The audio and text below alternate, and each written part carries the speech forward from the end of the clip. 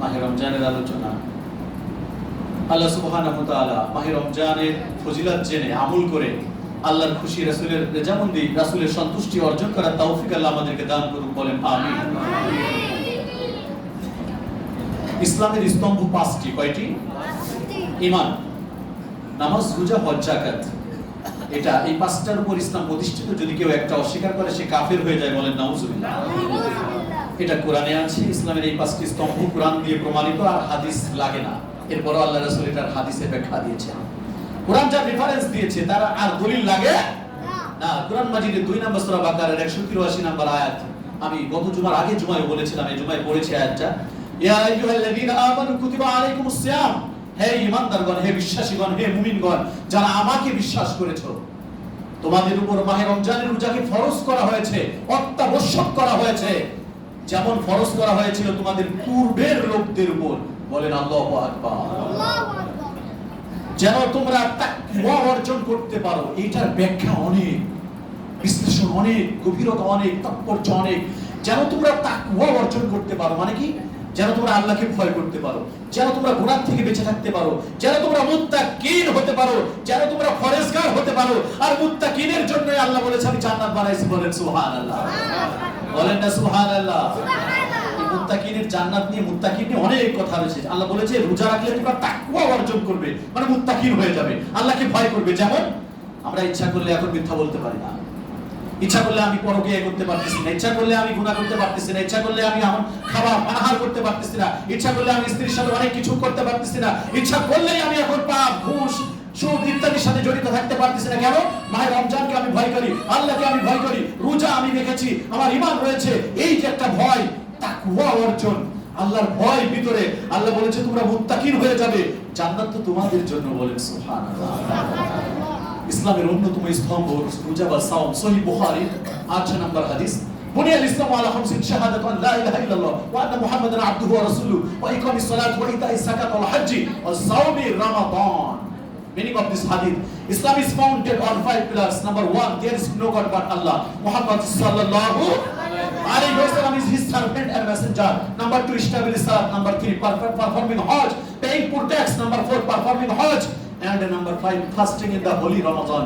রমজানের রোজা রাখা। সহিহ বুখারীর 8 নম্বর হাদিস। তাহলে কোরআন এবং হাদিস এর উপর আমল করার দরকার আছে না নাই? আল্লাহ সুবহানাহু ওয়া তাআলা ইসলামের এই ভিত্তির উপর, ইসলাম প্রতিষ্ঠিত সেই ভিত্তির উপর আমল করে আল্লাহ আমাদেরকে জান্নাতে যাওয়ার তৌফিক দান করুন, বলেন আমিন। ইসলামের অন্যতম স্তম্ভ সাওম বা রোজা, আত্মসংযম। ইচ্ছা করলে, বললাম না, ইচ্ছা করলে আমি পানি খেতে পারবো এখন, ইচ্ছা করলে কি আমরা এখন পানাহার করতে পারবো?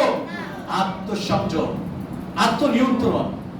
আমার লোভ হচ্ছে পানি খাবো কিন্তু খেতে পারবো না, আত্মাকে আমি নিয়ন্ত্রণ করেছি। আত্মশুদ্ধি, আমি গুনাহগার ছিলাম, আমি রোজা রেখে রেখে আল্লাহর ভয়ে ভয়ে আমি ফজর, যোহর, আসর, মাগরিব পড়ে পড়ে, তারাবি পড়ে পড়ে, কেঁদে কেঁদে, এই নেক আমলের সাথে শরীক হয়ে হয়ে আমি আত্মশুদ্ধি, আমার আত্মাকে পবিত্রতা করতে পেরেছি।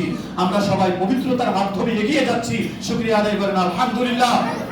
আত্মসংযম, আত্মনিয়ন্ত্রণ, আত্মশুদ্ধি ও আধ্যাত্মিক উন্নতি সাধনে রোজা একটি অপরিহার্য ইবাদত, বলেন সুবহানাল্লাহ। রোজার অর্থ হলো, সাওমের অর্থ হলো আল ইমসাকু আনিল ফি'লি, তথা কাজ থেকে বিরত থাকা। অনেক কাজ আছে যেটা করা যাবে না, অবিরাম প্রচেষ্টা করা, কঠোর সাধনা করা, আত্মসংযম করা, রোজা রাখা ইত্যাদি। সাওম কাকে বলে, রোজা কাকে বলে, এটা আমাদের তো জানতে হবে, ঠিক না? আবুল হুসাইন কুদুরি রাহমাতুল্লাহি আলাইহি বলেছেন, আমাদের মাযহাবের, হানাফি মাযহাবের বিখ্যাত আলেম, الصوم امساك مخصوص في زمان مخصوص عن شيء مخصوص في الشرائط المخصوصة। অর্থ, নির্দিষ্ট শর্তাবলীর মাধ্যমে নির্দিষ্ট সময়ে নির্দিষ্ট কতিপয় কাজ থেকে বিরত থাকার নাম হচ্ছে সাওম বা রোজা, বলেন সুবহানাল্লাহ।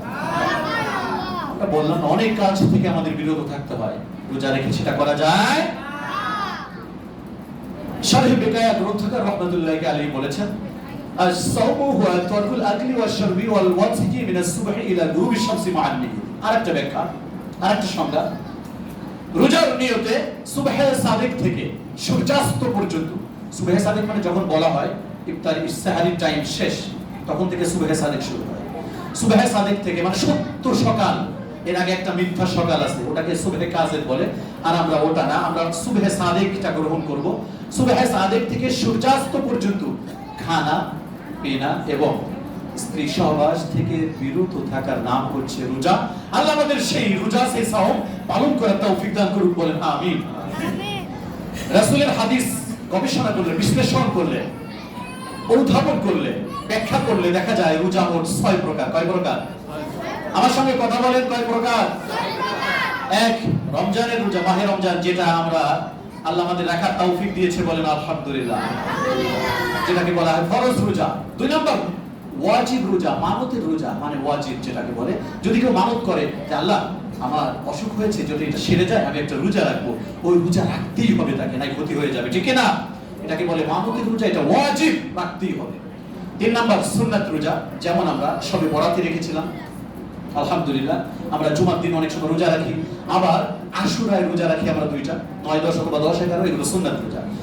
4 নম্বর হচ্ছে নফল রোজা, যেমন বছরে 5টা দিন নিষিদ্ধ, এই নিষিদ্ধ 5 দিন ব্যতীত মহান আল্লাহর নৈকট্য লাভের জন্য রোজা রাখা, সেটা হলো নফল রোজা।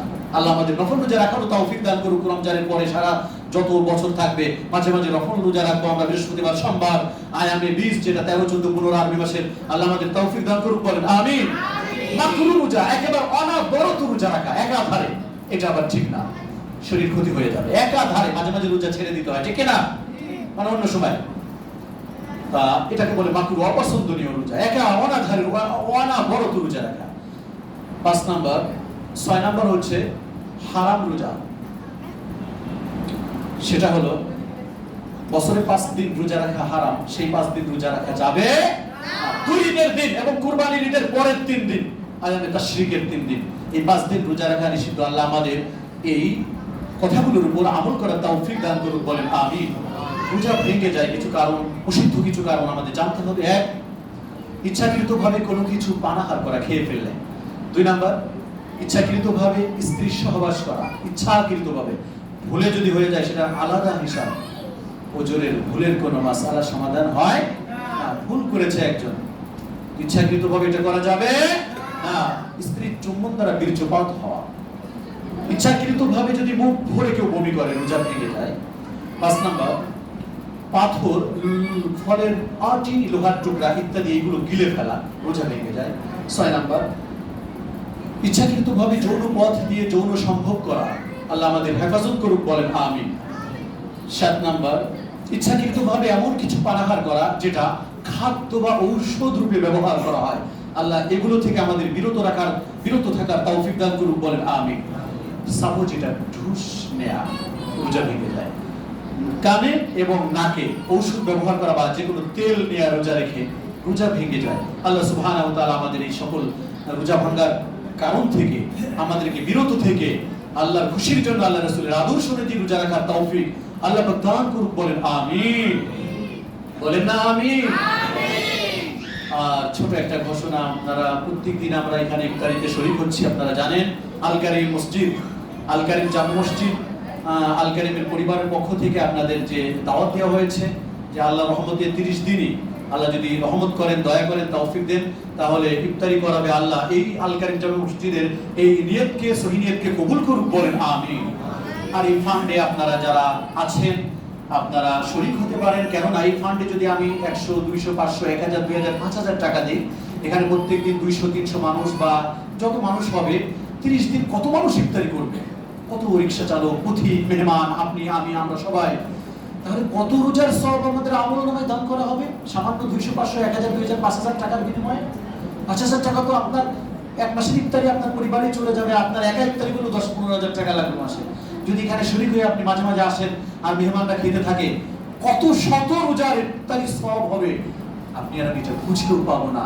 আজকের এই ছোট ইফতারি, এই যে সামান্য কিছু মেহমানদারি, এটা যদি সবর করে করতে পারেন, আল্লাহ রাসূলকে বলেছে আল্লাহ আমি কিয়ামতের ময়দানে 300 প্রকার আইটেম দিয়ে আমার রোজাদারদেরকে আমি মেহমানদারি করাবো, আল্লাহ বলেছে, বলেন সুবহানাল্লাহ, বলেন না সুবহানাল্লাহ।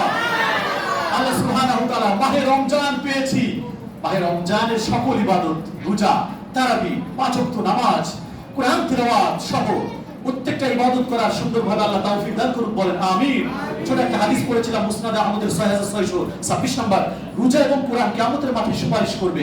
আমরা যদি রোজা রাখি, রোজা আমাদের পক্ষে সুপারিশ করবে। আমরা কোরআন তেলাওয়াত করি, কোরআন আমাদের পক্ষে সুপারিশ করবে। আল্লাহ সুবহানাহু ওয়া তাআলা আমাদেরকে রোজা রাখার এবং কোরআন তেলাওয়াত করার তৌফিক দান করুন, বলেন আমিন। ওয়া আখিরু দাওয়ানা আনিল হামদুলিল্লাহি রাব্বিল আলামিন। যারা আমরা পরে আসছি 4 রাকাত ক্বাবলার